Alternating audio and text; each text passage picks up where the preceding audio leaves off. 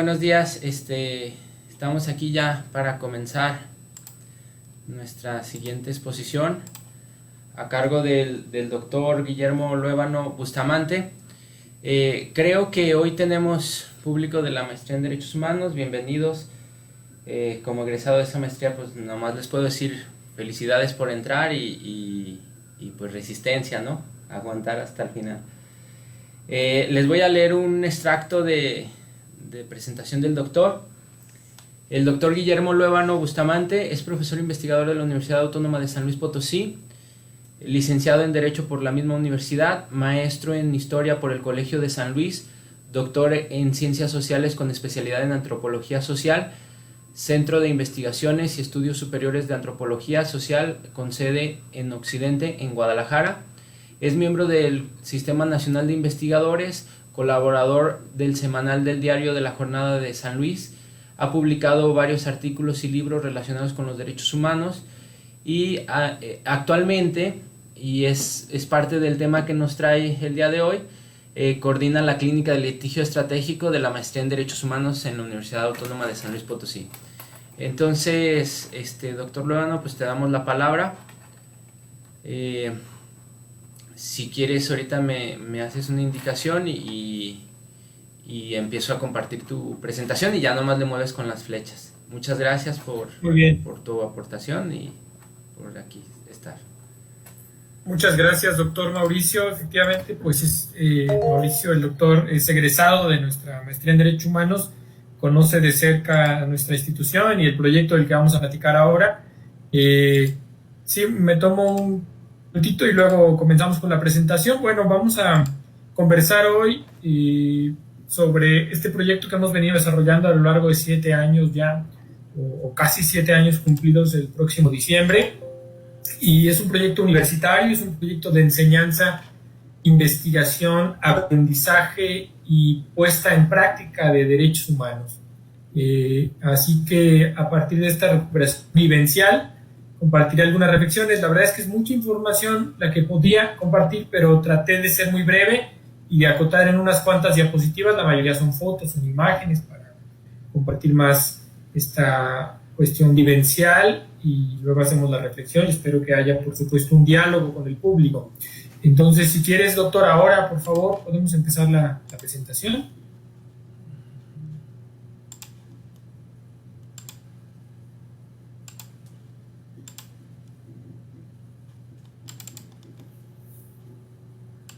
Bueno, ahí está el título, es pues una idea que es una interrogación que, bueno, originalmente estaba pensada para, sé que estas charlas además se guardan en YouTube, o sea, quedan registradas ahí, y que en este contexto nuevo, pues yo estaría con mucho gusto físicamente ahí con ustedes en Baja California, pero en este contexto de la nueva normalidad, pues toca hacer estos ejercicios a distancia con la frialdad del caso, pero lo mejor posible tratando de acercarnos pues de otras maneras, con el diálogo, con el intercambio de reflexiones, de imágenes, por supuesto, de audio. Quiero decir además que, además de breve, trataré eventualmente ilustrar con algunos ejemplos si el tiempo nos da.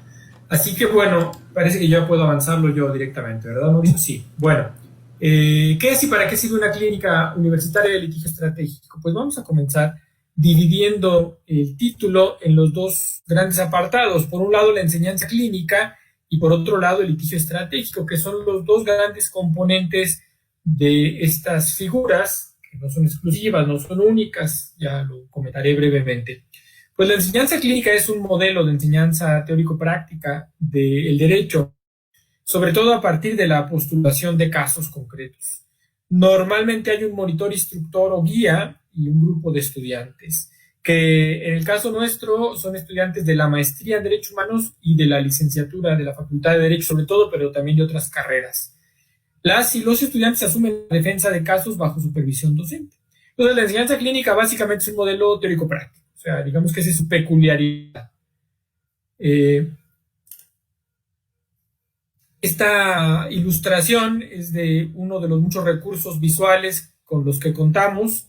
Si ustedes googlean, como se dice coloquialmente, nuestra clínica, sí, Clínica Litigio Estratégico UASLP, encontrarán afortunadamente mucha información, las noticias de los casos, infografías que hemos realizado junto con otras organizaciones. Esta tiene ahí la banderita de la Unión Europea porque es parte de un proyecto que hicimos para Unión Europea y con una organización potosina que se llama Educación y Ciudadanía de UCIAC, y luego el logo ahí de nuestra maestría. ¿Qué es el litigio estratégico? Pues es lo siguiente. Es una forma de postulación de casos judiciales mediante la interdisciplina y a través de vías simultáneas que pueden ser jurisdiccionales y no jurisdiccionales. Sabemos que en el tema de derechos humanos puede haber defensa a través de los tribunales, pero también a través de la gestión política, a través de la movilización pública, social, a través de instancias que no son propiamente jurisdiccionales, como las comisiones de derechos humanos o las defensorías o secretarías de Estado, en fin. Entonces se postulan casos, pero no solo se judicializan, digamos, sí se judicializan, pero no exclusivamente. Postulación que entre comillas tradicional, no me detengo mucho ahora en eso, porque no hay tiempo, son unos cuantos minutitos los que tenemos ahora para charlar, en las que un abogado o abogada particular pues busca simplemente ganar un caso, no es poca cosa, pero su objetivo es ganar el caso. En el nuestro puede que asumamos que tal vez no se gana, pero se visibiliza un problema público o se sienta un precedente y con eso se hace una contribución, digamos. O sea, ganar el caso es un objetivo, pero puede que no sea el único y puede que no sea el último objetivo también. A veces asumimos que algunos casos no se ganarán o no se ganarán en los términos en los que se plantea, pues por la naturaleza misma del conflicto que se acompaña, o precisamente porque una de las peculiaridades del litigio estratégico es que, bueno, no todos los asuntos tienen que postularse por fuerza mediante esta modalidad de litigio estratégico, sino aquellos donde hay algunas exclusiones sistemáticas o deficiencias estructurales para grupos poblacionales de acceder a la justicia. Entonces, a veces asumimos que esas mismas, digamos, dificultades estructurales, que esos mismos obstáculos impedirán que se gane el juicio, pero a veces asumimos que un primer caso puede servir para visibilizar el problema, sensibilizar operadores de justicia o buscar adhesiones en las propias comunidades y luego eventualmente plantear otro caso que sí se obtenga un resultado favorable. Entonces, aunque parezca una contradicción en este litigio, no necesariamente se busca ganar o no solo se busca ganar. Aquí ayuda mucho la difusión mediática, es decir, a diferencia de otro tipo de litigios en los que se dice no se mediatice el caso, no se politice el juicio. Bueno, aquí decimos politiza y mediatiza todo lo que sea necesario, siempre y cuando se preserve la identidad de las víctimas. No se busca exhibir a nadie, se busca simplemente ejercer otro tipo de presión social, política, porque normalmente se acompaña a víctimas que se encuentran en una situación de desventaja frente a la autoridad o la entidad particular que le viola sus derechos. Entonces, pues sí que se busca mediatizar, ya decía, con pleno respeto a la identidad y a la privacidad de las víctimas. Las clínicas jurídicas en México, hay una mano levantada ahí, creo, ¿verdad? Vamos a esperar un momento para las intervenciones, si me permiten. Las clínicas jurídicas en México, bueno, pues tienen una historia que tampoco puedo detenerme ahora a contarla aquí, pero la más antigua es la del Centro de Investigación y Docencia Económica. Actualmente hay en la Universidad Nacional Autónoma de México. La nuestra, quiero decir que es previa, es más antigua que de las universidades públicas. La nuestra de San Luis es la más antigua, con 7 años de existencia. Después de la nuestra se creó la de la Universidad Nacional. Hay algunas en la Universidad Autónoma de Nuevo León. Quiero decir algunas porque, a diferencia de la nuestra, en la que abordamos distintos tipos de casos y distintas materias, en otras instituciones como el ITAM, tienen clínicas especializadas para distintas materias. Hay una muy parecida a la nuestra, que es la de la Universidad Michoacana de San Nicolás de Hidalgo, que es la universidad pública en Michoacán, en Morelia. Hay una institución semejante en la Universidad Autónoma de Querétaro y hay en distintos espacios de la Universidad Iberoamericana. Por lo menos sabemos de la Ciudad de México y la de Puebla. E incluso tenemos una red de clínicas. Bueno, hay varias redes de clínicas jurídicas. Esto es incluso un acuerdo de las universidades, las facultades de Derecho han establecido este acuerdo de promover este tipo de espacios de enseñanza clínica, así que se han venido promoviendo en los años recientes. La nuestra, como ya decíamos, tiene 7 años, está por cumplirlos, y hemos tenido más de 70 estudiantes de licenciatura, 20 cuando menos de posgrado, y de países como Argentina, Brasil, Colombia y Cuba, que han hecho aquí prácticas, que han hecho aquí servicio social, que han hecho aquí una actividad que sobre todo en Colombia conocen como consultorios jurídicos, que es la práctica profesional, y han venido a hacerla a San Luis Potosí, aquí a México, a nuestra universidad, a nuestra clínica, con resultados altamente provechosos. Ahora hablaremos de la nuestra. Este es nuestro equipo, de la clínica de la Universidad Autónoma de San Luis Potosí, equipo que está en constante movimiento. Por ejemplo, hay 3 estudiantes de maestría, y las 2 colegas, las 2 abogadas que son estudiantes de maestría, pues ya prácticamente terminaron este agosto pasado, así que la foto está ligeramente desactualizada por unos cuantos días. Hay hasta atrás un estudiante también de maestría, y el resto son compañeras y un compañero de la licenciatura en Derecho. Este es el equipo y este es nuestro espacio donde trabajamos. Sobre todo quiero destacar el hecho de que una clínica universitaria como esta se sostiene en el trabajo y las contribuciones de estudiantes. O sea, son estudiantes quienes hacen la chamba, quienes hacen pues el trabajo más pesado. El instructor, en este caso quien les habla, pues simplemente guía, orienta, revisa por supuesto las promociones, y además tengo la responsabilidad, por supuesto, legal, ¿verdad?, de los casos, porque soy el abogado y soy el responsable del espacio y del proyecto, pero las y los estudiantes hacen tanto las demandas, los alegatos, las distintas promociones, llevan a cabo las diligencias judiciales. En fin, que la parte fuerte del trabajo está directamente en estudiantes que tienen la posibilidad de postular estos casos. Bueno, casos y cosas que hacemos.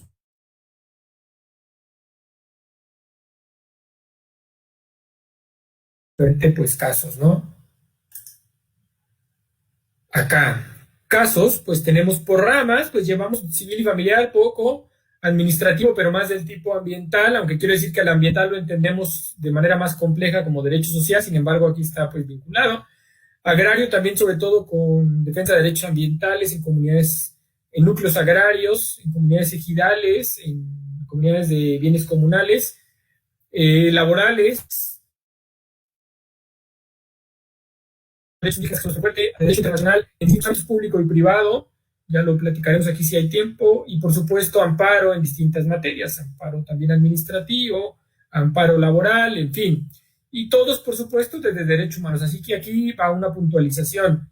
Aunque las ramas tradicionales del derecho público, privado, social, se dividen en estas, civil, familiar, etcétera, nosotros pensamos, concebimos, sostenemos y así lo ejercemos, que todas las materias del derecho son materias de derechos humanos, o sea que todas están implicadas con derechos humanos o pueden tener implicaciones de derechos humanos. Y más que ramas del derecho, pues temas, iniciamos, esta es una breve historia de nuestra clínica, iniciamos con defensa de matrimonio igualitario, antes de que eso se robara legislativamente en San Luis, pues llevábamos amparos. Parece simple, pero voy a poner una pausita aquí, si me permite, Mauricio, para volver a que me vean a mí. ¿Me ven de nuevo, Mauricio, a mí? No. ¿Se me ve a mí? Bueno, muy bien, gracias. Miren, en matrimonio igualitario, pues parece una receta muy simple, porque estoy hablando de los primeros años, hace 10 años, cuando no se había aprobado en las entidades de la República, y entonces lo que sucedía es que había amparos muy simples, que prosperaban. Entiendo que estoy hablando aquí, bueno, además de mi grupo de la maestría, con gente también de la Universidad Autónoma de Baja California, entiendo estudiantes de Derecho, pues la fórmula era simple, había un acto de autoridad, las oficialías del registro civil solían negar el matrimonio, así que frente a esta negativa se acudía ante un juez de distrito a promover un amparo indirecto, y pues eso se ganaba simple. Una pareja del mismo sexo ganaba pues todos los amparos. Nosotros promovimos como 30 amparos. ¿Dónde está nuestra contribución en hacer algo diferente? Porque intentamos experimentos más amplios. Por ejemplo, sin acto de autoridad, que sería el caso que se requiere para este tipo de amparo indirecto, acudimos a promover amparos contra leyes, contra el Código Familiar, en el caso de San Luis, que dispone esta narrativa de que el matrimonio es solo la unión entre hombre y mujer, Y entonces fuimos a un amparo contra leyes. La peculiaridad es que el amparo contra leyes tiene, pues, por regla dos términos, o a la entrada en vigor de la norma o el primer acto de aplicación. Sin embargo, aquí fuimos con actos incondicionados, sin acto de aplicación, mejor dicho, sin acto detonador de la autoridad contra una ley vieja, porque es un código familiar de 2009, y promovíamos los amparos, digamos, en 2013, 14, 15. Uno diría que extemporáneos y que por esa razón podrían haber sido desechados por el juez de distrito. Sin embargo, hicimos toda una argumentación, la reforma de derechos humanos, interpretación conforme, en fin, y le proponíamos a los jueces de distrito que entraran al fondo y lo logramos mediante un amparo colectivo sin acto de autoridad. Personas que ni siquiera se asumían homosexual o lesbiana le decían: ahora ni siquiera tengo pareja, o tal vez sí, o tal vez estoy en un matrimonio heterosexual, como sea, pero identifico que esta norma es discriminatoria, contiene una de las categorías sospechosas del artículo 1 de la Constitución, discriminatoria, en fin, y por lo tanto reclamo una intervención de la justicia federal. Preventivamente, no sé si un día me quiera casar con alguien de mi mismo sexo o no, pero quiero que me quites este obstáculo, esta piedrita en mi posible camino. Hay una ruta que tal vez podría seguir mi trayectoria vital y se encuentre con ese obstáculo. Lo pongo así en lenguaje muy coloquial, pero en términos jurídicos era un obstáculo judicial para quienes optan por interpretaciones muy formalistas del derecho, que nos hubieran desechado el amparo, y sin embargo se ganó. Y no solo se ganó, sino que obtuvimos resultados más amplios que los amparos tradicionales en los que iba una pareja, la oficialía se negaba y entonces acudía al acto. En los cuales, en los amparos típicos, digamos, de matrimonio igualitario, la pareja obtenía el amparo y el amparo simplemente decía a la oficialía del registro civil: inaplica el código familiar y aplica una interpretación más amplia de la Constitución, así que cásalos, digamos así en lenguaje llano. En el amparo que obtuvimos colectivo sin acto de aplicación para un grupo de 47 personas, me parece, porque hasta era un número impar, los resultados fueron más amplios y mejores. Esa es, digamos, la contribución del litigio estratégico. La sentencia de amparo no solo dijo a ninguna oficialía cásalos, sino que dijo: ninguna autoridad en San Luis Potosí puede negar los derechos aparejados al matrimonio. Así que de ahí derivamos que ese amparo colectivo que se obtuvo, las personas que están amparadas y que tuvieron su resolución favorable pueden no solo casarse, sino incluso adoptar, por ejemplo, o cuando se negaba en otros momentos la afiliación a medidas, a instancias de seguridad social o este tipo de vías, con ese amparo ya tenían todo el paquete, digamos. Esa es la contribución del litigio estratégico: resoluciones más amplias que ponen a prueba el sistema judicial, que retan y que hacen una interpretación interdisciplinaria, porque aquí lo fuerte de este tipo de amparos era una interpretación sociocultural muy antropológica. ¿Qué le explicábamos a los jueces? La naturaleza de la familia. Para el derecho, pues la familia tiene sus componentes, sus tipos de familia, básicamente por afinidad consanguínea. Pero para la antropología hay un montón de formas de organización familiar: la familia sindiásmica, la familia punalúa, la familia poliándrica, poligámica. ¿Y para qué hacemos este alegato tan antropológico?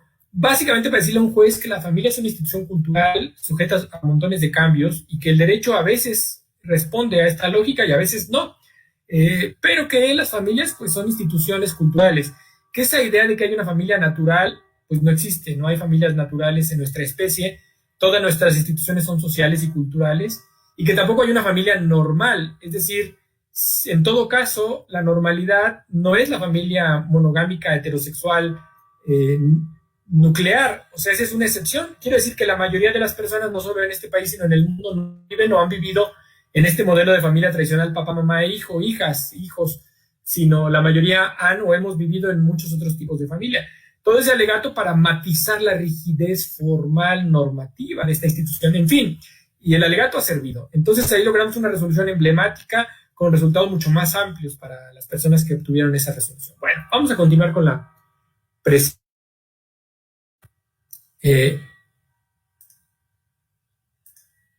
¿Puedes volver a compartir o la tomo yo, Mauricio? Aquí está, ya la vi.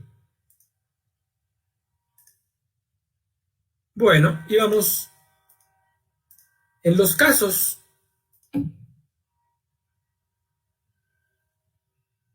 Sí, gracias, César. No importa, por ahora ahí vi la notificación, no importa. Luego vemos eso. Hay una observación ahí de un caso particular. Bueno, por los casos, pues ya matrimonio igualitario, cambio de identidad para personas trans, que antes de que también se posibilitara legalmente un camino. Nuestro fuerte ahora han sido los conflictos socioambientales contra megaproyectos en las distintas regiones de San Luis. Por un lado está, por supuesto, el la región del norte de San Luis, que es el altiplano, en donde hay distintos tipos de megaproyectos como basureros, como los que tienen que ver con la megaminería, y en la región suroriental, que es la Huasteca Potosina, hay otro tipo de proyectos que tienen que ver con recursos maderables, con la reforma energética y la búsqueda del petróleo, los hidrocarburos, el gas, los bosques, los ríos, en fin. Y ahí hemos estado acompañando conflictos socioambientales. Y también hemos participado en acompañamiento a víctimas de violaciones a sus derechos a la participación política, a la inclusión de las personas jóvenes, de personas jóvenes, debe ser aquí, perdón, con discapacidad, indígenas y mujeres. Creo que se movió aquí por el cambio de formato de mi presentación. Aquí cabía mujeres también. Y bueno, este tipo de casos, más que las materias, son algunos de los que llevamos. También hacemos consultorías. Hemos hecho consultorías para la Oficina del Alto Comisionado de Naciones Unidas para los Refugiados. Somos asesores legales en defensa de migrantes. Actualmente hacemos un proyecto para la Comisión Económica de América Latina, también de Naciones Unidas, un diagnóstico sobre defensoras y defensores ambientales. También hemos hecho un par de consultorías para el Fondo de Población de Naciones Unidas en asesoría legislativa. Me falta aquí para la Unión Europea en 2 ocasiones. Y para entidades gubernamentales en temas de educación, indígenas, jóvenes y mujeres también. Hemos hecho e impartido cursos y seminarios. O sea, esto es lo que hace, ¿verdad? Aquí estamos en el ámbito de cosas que hacemos. ¿Qué hace una clínica? Pues también damos cursos de derechos laborales, de litigio estratégico para postulantes, para organizaciones de derechos humanos, en defensa socioambiental para las propias comunidades y víctimas, en derechos de personas con discapacidad hemos dado un par de talleres también para operadores de justicia, para organizaciones defensoras, en fin, es en lo que andamos. Y miren, para los ejemplos, vamos a las comunidades, aquí está el equipo en un salón ejidal, aquí estamos yendo de viaje en un transporte de la universidad, aquí estamos en una asamblea agraria, la gente votando, por supuesto, campesinos, campesinas, votando en su asamblea. Este es, digamos, un espacio. Hay otro espacio en donde vamos a los tribunales. Aquí estamos afuera del Tribunal Agrario. Aquí estamos afuera de un juzgado mixto en la Huasteca Potosina del Poder Judicial local. Y pues mayoritariamente vamos al Poder Judicial Federal, ya saben, por la vía del amparo. Y el espacio 3, vienen las personas usuarias a la universidad. Esto es algo también disruptivo, digamos, un poco. Aquí estamos en un aula. Están ellos escuchando una especie de capacitación, pero aquí sobre todo están unas personas de una comunidad indígena dándonos una clase de derecho indígena, de cómo funciona su comunidad. Ellas y ellos saben mejor que nosotros el derecho indígena de su propia comunidad. Entonces han podido darnos en varias ocasiones clases a nosotros abogados y a estudiantes sobre sus propios procesos organizativos, políticos. Entonces, estamos en 3 espacios. Vamos allá, vamos a un foro estatal, que son los tribunales, y vienen a nuestro espacio universitario a enseñar, a ocupar el espacio universitario, a ser parte de lo que la universidad pública debe ser. Y bueno, creo que he ido muy rápido, pero justamente porque quería presentarles 2 ejemplos de qué hacemos y cómo lo hacemos en el litigio estratégico en derechos humanos en nuestro caso. Voy a pausar un poquito, ya que aproveché que iba demasiado rápido y gané tiempo. Bueno, quiero decirles primero que no todo el litigio estratégico asesora a víctimas. Hoy se defiende desde algunos ámbitos un litigio estratégico empresarial, digamos, incluso gubernamental. Entonces, por definición, el litigio estratégico no asesora a las víctimas. Yo quisiera pensar que sí, pero no todo el litigio estratégico es popular, no todo el litigio estratégico asesora a víctimas. Bueno, no hay mucho tiempo ahora para ilustrar esto, pero con esta afirmación por ahora. También quisiera decirles que no todas las clínicas jurídicas son clínicas de derechos humanos. Hay clínicas jurídicas de derecho penal, administrativo, fiscal, en fin. La nuestra, es una clínica de litigio estratégico en derechos humanos. Es decir, es una fórmula con ingredientes de muchos lados que da un resultado particular. Hay varias, no somos la única. Ya decía que incluso el nombre lo compartimos casi igualito con la michoacana de San Nicolás de Hidalgo, Clínica de Litigio Estratégico en Derechos Humanos. Ese nombre lo compartimos. Pero no todas se llaman así. La de la UNAM se llama Clínica de Acción Legal, por ejemplo. La de la Ibero se llama Clínica Jurídica, simplemente. Hay otras clínicas de interés público. En fin, que esta es la nuestra. No es una receta, no se replican. O sea, bueno, no todas son igualitas. Esta es la nuestra de la que estoy hablando. Bueno, vamos a seguir con la compartición.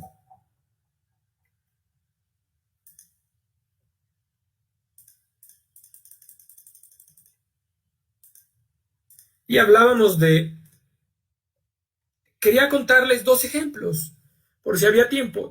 Son laborales los dos, pero con asunto indígena, el primero, y el segundo, en un caso de discriminación por orientación sexual y además por condición de salud.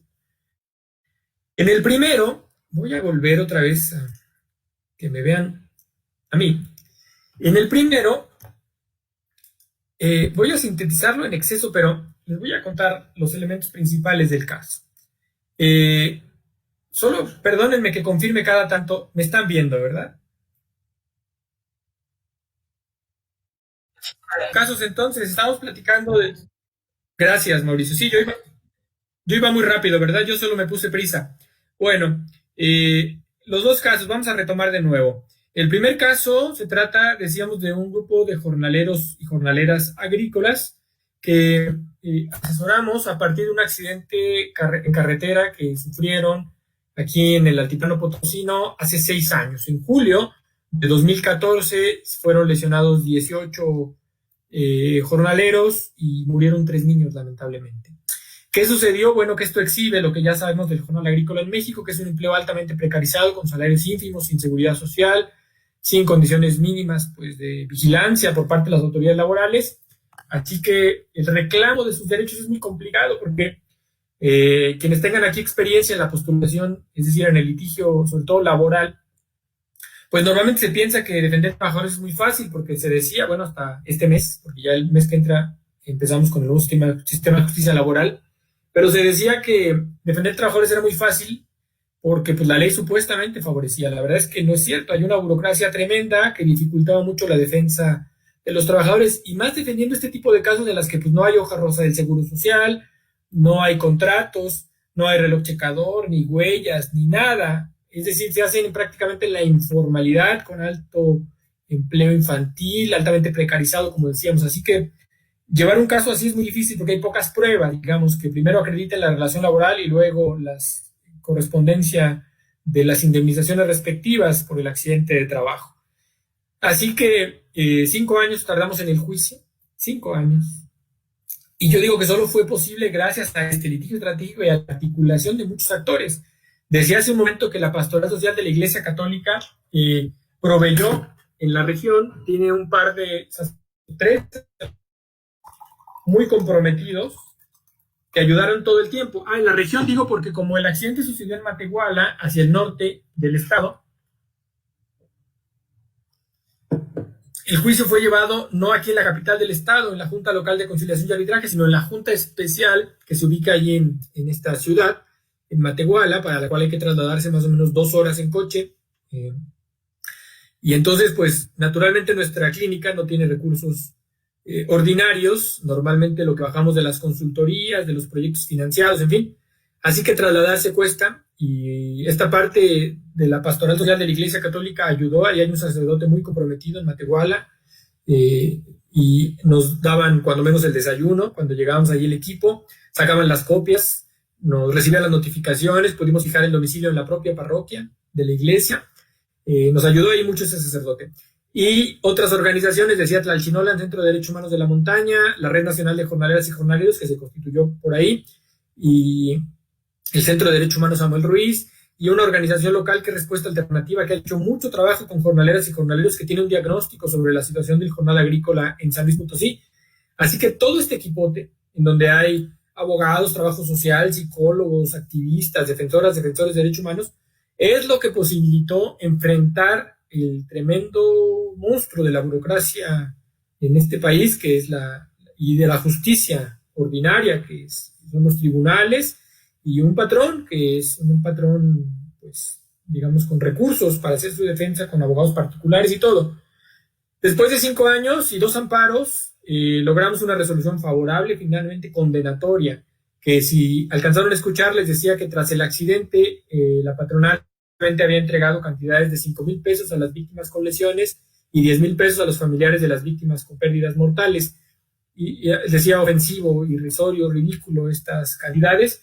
Las indemnizaciones obtenidas mediante la resolución rondan ahorita los 4 millones de pesos. Nada vuelve la vida a las personas que fallecieron en el accidente, nada devolverá a los niños de estas familias, pero al menos procurar que lo que establece la ley se haga efectivo, que indemnizaciones justas.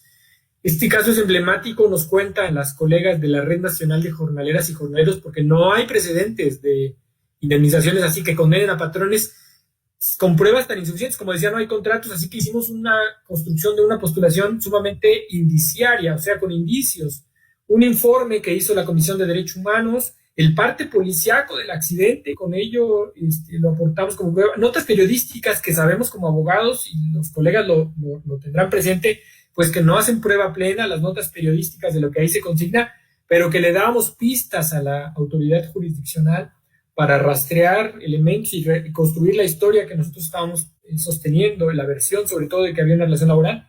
Testimoniales, había ahí enfrente del rancho un estanquillo donde se venían gorditas, refrescos, en fin, y entonces ahí el encargado del estanquillo pudo testificar en ese momento que pues efectivamente veía a estas personas salir y entrar, que se presumía una relación laboral.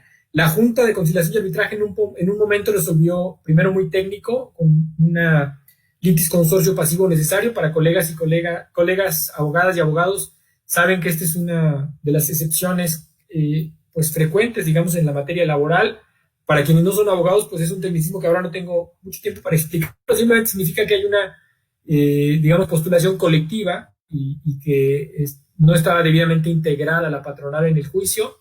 Así que con esta excepción se desentendió la Junta de Conciliación, fuimos a un primer amparo que obligó a hacer una nueva diligencia a la Junta de Conciliación y Arbitraje, y luego finalmente en un amparo ya contra el laudo obtuvimos resolución favorable.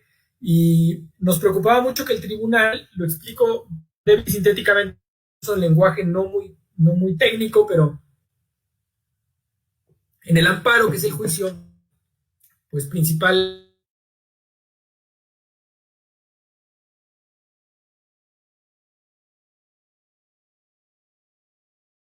para no abogados, no abogadas.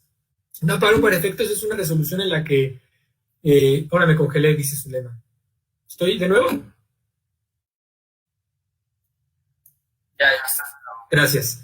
Decía que hay dos tipos de resoluciones que podía haber otorgado el tribunal colegiado que conoció de esta causa. En un amparo para efectos podría haber ordenado la reposición del juicio, porque ¿qué es lo que estábamos alegando? Básicamente en el juicio le decíamos a la Junta y luego al tribunal colegiado que en este tipo de casos no se guiara solo por la Ley Federal del Trabajo, sino que incorporara la perspectiva de superior de la infancia, porque había menores implicados que son los que perdieron, sobre todo incorporar la perspectiva intercultural, porque se trata diferenciada, no solo en la legislación mexicana, sino en esta idea del pluralismo jurídico. Reconocer que su confianza, el establecimiento de sus contratos había sido verbal, porque así podían haber acostumbrado, y que esto tenía que hacer la Junta. La Junta no hizo nunca esta incorporación de perspectiva.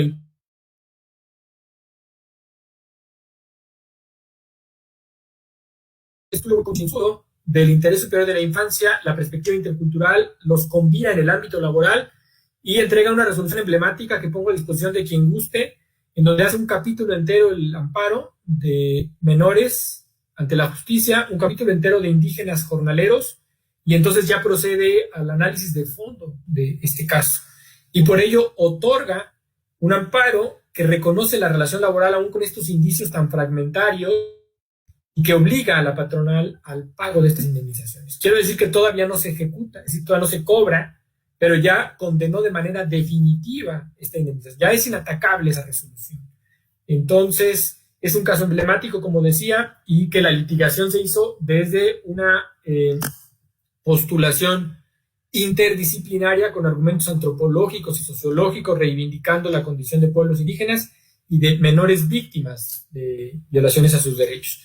Este es el primer caso donde, decía, hacemos un alegato interdisciplinario, donde hacemos abordajes y donde no se litiga solo con la Ley Federal del Trabajo, sino con otros instrumentos, y donde además hay gestión ante la Secretaría del Trabajo, diligencias, un acompañamiento a las víctimas desde otros ámbitos, no nosotros porque somos abogadas y abogados, pero sí otras organizaciones.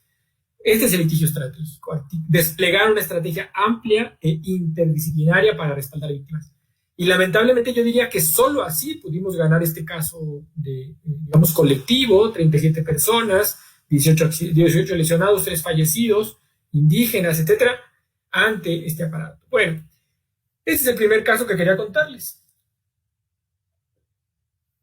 Y el otro ejemplo es individual, para que vean que también como en casos individuales puede recurrirse a esta modalidad. Y además, en el anterior tuvimos resultados judiciales favorables y en este no totalmente, pero sí parcialmente.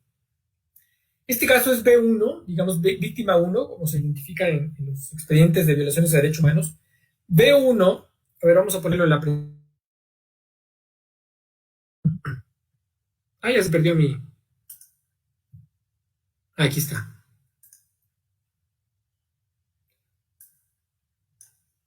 Estamos en los casos. Aquí estamos. B1 contra una tienda departamental. Miren, en los casos de violaciones a derechos humanos debemos guardar la privacidad y la personalidad de las víctimas, pero no de las responsables. La responsable se llama Liverpool. Es una tienda que en México todo el mundo probablemente ha oído hablar, al menos si los que conocemos, ¿verdad? Y que tiene también un historial ya de varios casos. Recuerdan, encubrió un feminicidio y luego las mascotas ahí de esta tienda de mascotas, en fin. Y que en nuestro caso sucedió así. Vamos a volver a mi cara.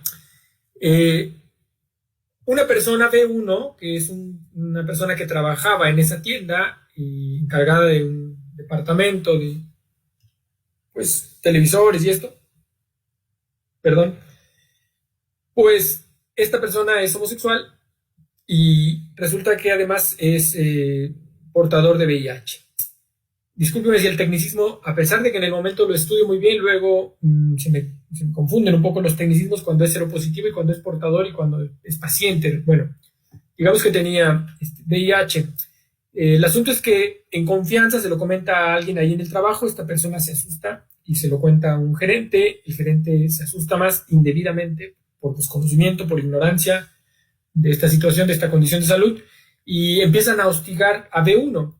Primero, en la tienda había unos letreritos que decían, en esta tienda no se discrimina a nadie, por ninguna razón, orientación sexual, razón, en fin, y quitan esos letreritos. En un segundo momento, empiezan a hostigarlo de la siguiente manera. Dice el gerente que él va a usar un baño exclusivo único. Y además le empieza a decir que necesita que vaya muy aseado, en fin, aunque sabemos que en estas tiendas departamentales, pues prácticamente es la norma, ¿verdad? Que el personal va muy bien presentado, higiénico, en fin. Y le decía que necesitaba mucha higiene de su parte, en fin. Y finalmente comete un error más la empresa, que es que le piden una prueba de laboratorio específica sobre el VIH. Esto es diferente a la valoración médica general que está prevista en la Ley Federal del Trabajo, que hay un examen médico que es legal, que es una valoración general. Pero esta prueba específica del VIH es ilegal solicitarla. Y comete un error la empresa al solicitársela y comete un error el laboratorio que en vez de entregar los resultados conforme a la norma oficial mexicana al paciente, exclusivamente al paciente, se los entrega a la empresa, vulnerando su derecho a la privacidad, vulnerando garantía de legalidad con la propia violación de la norma, en fin. Entonces la empresa, cuando recibe los resultados, 2 gerentes lo despiden y le alegan baja producción, bajas ventas, en fin. Pero lo hacen mal y cometen otro error, que lo corren así verbalmente, sin un acta administrativa, no hay rescisión del contrato, así que esto, como saben, abogadas y abogados, hace presumir un despido injustificado. Fuimos a la Junta de Conciliación y Arbitraje y le dijimos, todavía el procedimiento que está vigente, que queda un mes de vigencia el procedimiento del que hablamos. Las juntas de conciliación y arbitraje en México, porque además ahora hay personas aquí de otros países en nuestro público, son los tribunales laborales. Los tribunales laborales normalmente se rigen de forma exclusiva con la ley laboral, la Ley Federal del Trabajo. Pero aquí decíamos que el litigio estratégico consistía en que, igual que en el asunto anterior, el tribunal no debía solo regirse por la Ley Federal del Trabajo, sino que debía observar, hay una recomendación general 200 de la OIT sobre el VIH y el mundo del trabajo, que básicamente habla de preservar los derechos laborales y que si hay alguna afectación por el desempeño física o la salud de un paciente o de una persona portadora o seropositiva o con VIH, no debe despedirse, por el contrario, deben preservarse sus derechos porque además de ese trabajo que tenía B1 dependía su afiliación al Seguro Social y por lo tanto su tratamiento de antirretrovirales que básicamente lo mantienen con vida. O sea, es vital preservar la relación laboral para preservar la seguridad social. Y bueno, le dijimos, haz todo este tratamiento. Luego, además, ahora en el campo del derecho, pues hablamos de los medios alternos de solución de conflictos y se asume que son siempre lo más conveniente. Y la verdad es que en casos de derechos humanos como este, no siempre, porque la Junta de Conciliación y Arbitraje exige una conciliación para la siguiente etapa del arbitraje, ¿verdad? Entonces aquí le decíamos, no puedes conciliar, porque conciliar en una violación a derechos humanos es tanto como carear. Entonces, presentar al agresor o a los gerentes o a los representantes legales con la víctima, hacerla comparecer de nuevo es revictimizante. Se lo dijimos a la Junta, evita la conciliación. Yo sé que se puede comparecer y que podíamos comparecer su equipo legal simplemente para rechazar cualquier conciliación y continuar, pero queríamos que la Junta lo hiciera, digamos, por sí misma, que dijera no habrá conciliación por esta situación. Queríamos ir sentando precedentes, que en estos casos debe evitarse la conciliación, así como en los casos de violencia de género, en fin, no hay conciliación posible porque no revictimiza, no es conveniente cuando hay una víctima. Aquí le decíamos a la Junta evitar, la Junta dijo no, tienen que comparecer. Bueno, ¿qué resolvimos al final? Que se presentara él simplemente a manifestar que no deseaba una conciliación, salieron los representantes de la empresa y luego comparecieron ellos y salió B1. Eso hicimos, pero bueno. Solicitamos además en esta postulación más integral un informe de laboratorio. ¿Qué le preguntamos al laboratorio? ¿Quién le pidió los estudios de laboratorio y a quién le entregó los resultados? Porque con eso acreditamos nuestra presunción de que si entregaron el día 10, digamos, de julio, estoy inventando la fecha, los resultados y el 12, como fue, 2 o 3 días después lo despiden, teníamos una presunción válida, de decir que estaba relacionada la terminación de su relación laboral con la información que habían recibido del laboratorio, indebidamente además. La empresa cometió otro error grave que nos permitió ganar el asunto, que fue cuando lo despiden a B1, le suspenden los pagos en su tarjeta de nómina, un banco BBVA.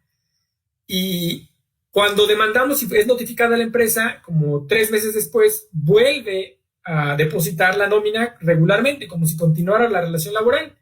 Bastó que solicitáramos, bueno, el B1, como cliente del banco, solicitara un estado de cuenta detallado del periodo, donde se identifica que la empresa Liverpool venía depositando regularmente cada quincena o catorcena una cantidad por concepto de nómina, que así se establece, aparece el origen del depósito, aparece el concepto y aparece la cantidad, y de pronto justamente cuando decimos que sucede el despido se suspenden los pagos, y luego curiosamente cuando viene la notificación de la demanda vuelven a aparecer los conceptos de nómina por la empresa. Así que nos daba otra presunción legal, que había una intencionalidad de la empresa de simular la continuación de la relación laboral. Con estos errores, digamos, de la estrategia legal de la empresa, pues fuimos acumulando ventajas para ganar. ¿Qué queríamos en la demanda? Fíjense, en la demanda no solo planteamos lo típico que dice la ley del trabajo, que básicamente todo se traduce en dinero, que son indemnizaciones, ¿verdad? Le decíamos a la Junta primero y luego al tribunal que se pronunciara con la reforma de derechos humanos por violaciones no solo cuantificables en dinero, sino que obligara a la empresa a acudir a cursos de capacitación y sensibilización en temas de VIH, derechos humanos, no discriminación, para tener la garantía de no repetición de la violación. Es decir, que no se repitiera ya sea que él fuera instalado o contra otras personas en la misma situación. Y que una parte también de las indemnizaciones fueran por el daño moral. La Junta y el Tribunal, más o menos en el mismo sentido, ya lo preveíamos, pero no coincidimos con ese criterio, se orientaron por decir que, bueno, que esas prestaciones las demandáramos por la vía civil, por ejemplo, el daño moral. Nosotros decíamos que, de acuerdo con la reforma de derechos humanos, que dice que todas las autoridades en el ámbito de su competencia deben proteger los derechos humanos, decíamos, te toca Junta porque estamos en tu cancha, y luego te toca tribunal colegiado porque estamos en tu cancha, resolver integralmente, hacer una interpretación conforme, hacer un ejercicio ampliado de los derechos humanos y otorgar una sentencia emblemática. Bueno, aquí concluyo, obtuvimos un laudo favorable, es decir, una sentencia condenatoria para la empresa que reconoce la indemnización, reconoce el despido, pero no condenó por las prestaciones estas de las que hablo no cuantificables, ni lo hizo tampoco el tribunal. Así que bueno, en esta ocasión se logró parcialmente la indemnización, pero no se logró todavía la garantía, la reparación integral del daño, que es lo que estamos tratando de incorporar en el litigio estratégico, que no solo sea el pago de las indemnizaciones laborales, sino una reparación integral. Y bueno, creo que con esto ya hemos, déjenme ver si es lo último. Pues sí, con esto prácticamente estamos terminando la charla. Me di mucha prisa para tratar de abarcar pues un poco de todo lo que quería hablarles. Y bueno, me quedo aquí por supuesto para las intervenciones. Aquí se distorsionó también un poquito la presentación, pues supongo que por el cambio de plataforma, del PowerPoint a esta plataforma que se usa en la Universidad Autónoma de California. Aquí están los datos de contacto por cualquier cosa. Ahí le falta una X, guillermo.luevano@oslpmx y arroba el Twitter que es, perdón, y abajo el Twitter que es @guillerluevano. Me quedo a escuchar si hay intervenciones, hay tiempo, ¿verdad, doctor Mauricio? Si hay intervenciones o preguntas o discrepancias, opiniones, en fin. Sí, claro que sí, sí hay tiempo. Pues si tienen dudas, hay dos maneras. Pueden hacerlo a través del chat o levantan la mano y yo les doy el uso de la voz. No sé quién tenga alguna duda. ¿Dudas, comentarios?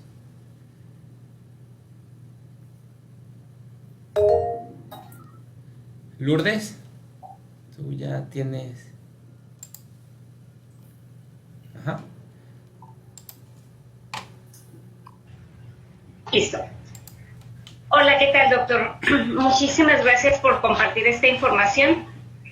Se me hace muy interesante cómo manejar las clínicas jurídicas. Aquí en la facultad tenemos un bufete jurídico, pero apenas está en sus inicios, en pañales, y nos falta mucho para llegar a estas dimensiones. Algo que me llamó la atención es cómo se financian, porque usted comentó que de repente hay unas cuotas, que de repente hay organismos, me imagino que bajan recursos de algunos fondos, pero básicamente el financiamiento para la operatividad, ¿cómo se lleva a cabo?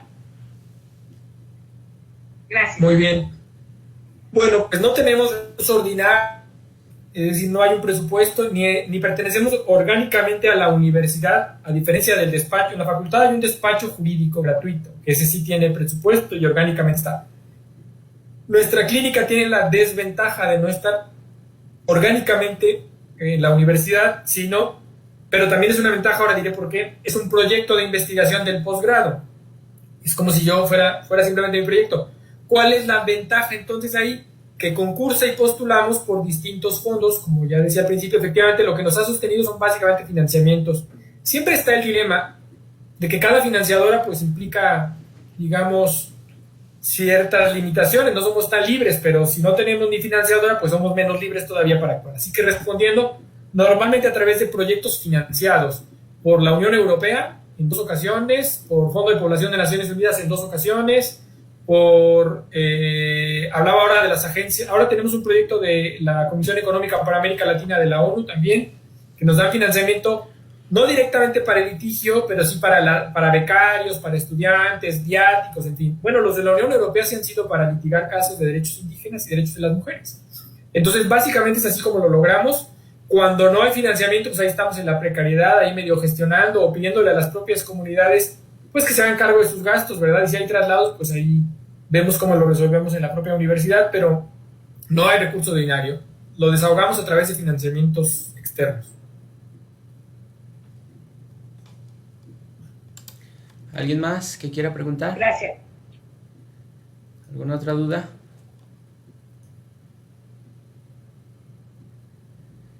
Si no, para aprovechar yo. Entonces, ¿cómo...? Ah, parece que aquí hay una.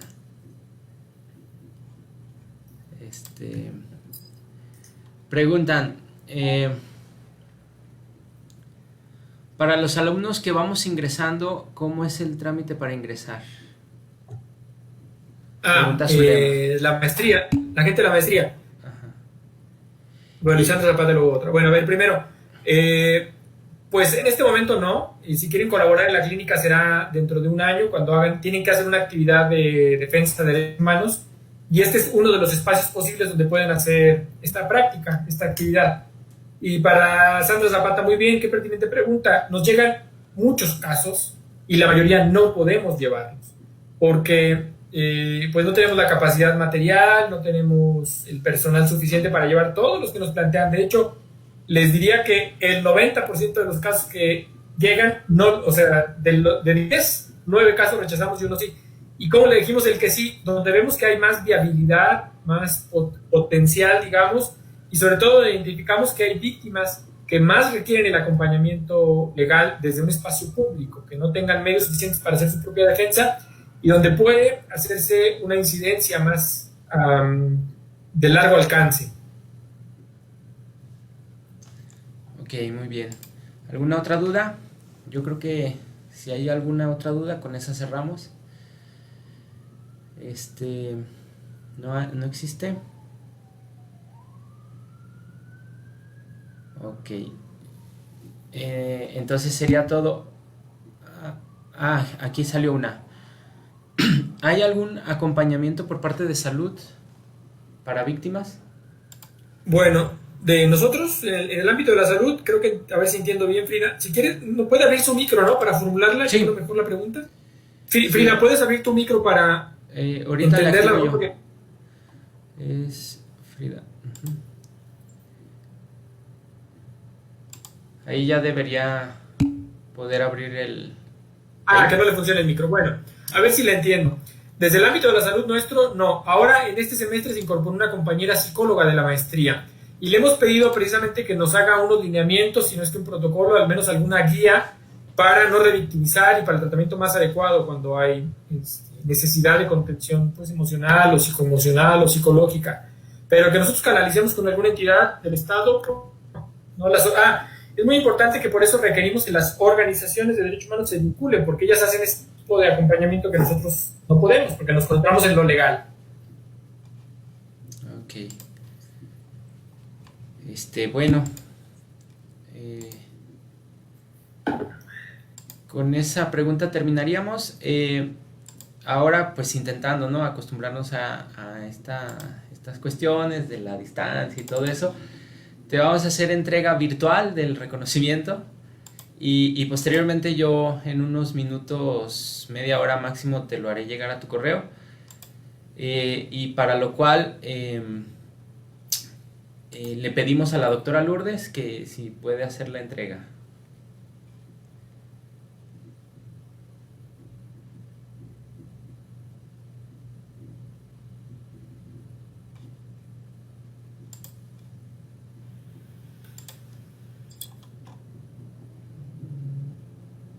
Doctora Lourdes. Me parece que se le fue el internet.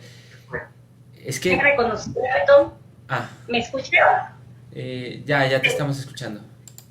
Se entrega el presente reconocimiento al doctor Guillermo Luébano Bustamante por su participación con la conferencia ¿Qué es y para qué sirve una clínica de litigio estratégico dentro del ciclo de conferencias 2020, perspectivas del derecho y sus realidades, llevado a cabo en la sala virtual de esta unidad académica el día 8 de septiembre del presente año?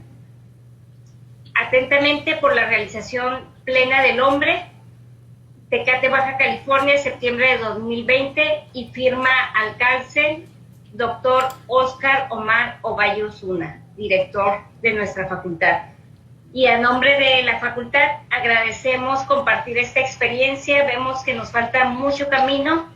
Obviamente esta es una oportunidad de fortalecer a los posgrados, puesto que tienen la oportunidad de tomar casos reales, vivirlos y tener un acompañamiento.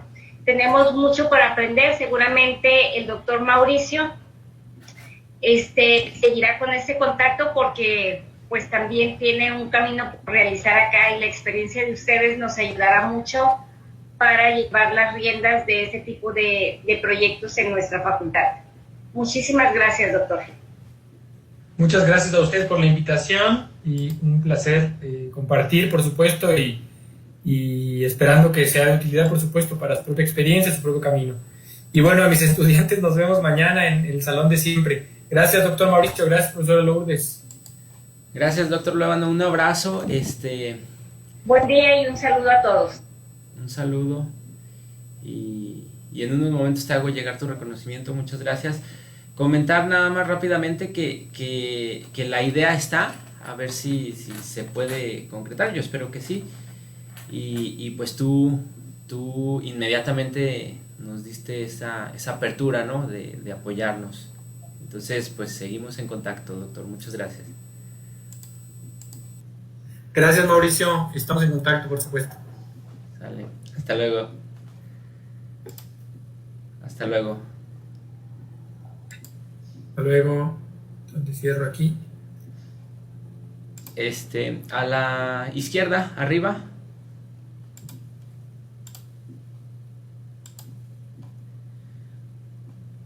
Si no, también nada más desconectándote.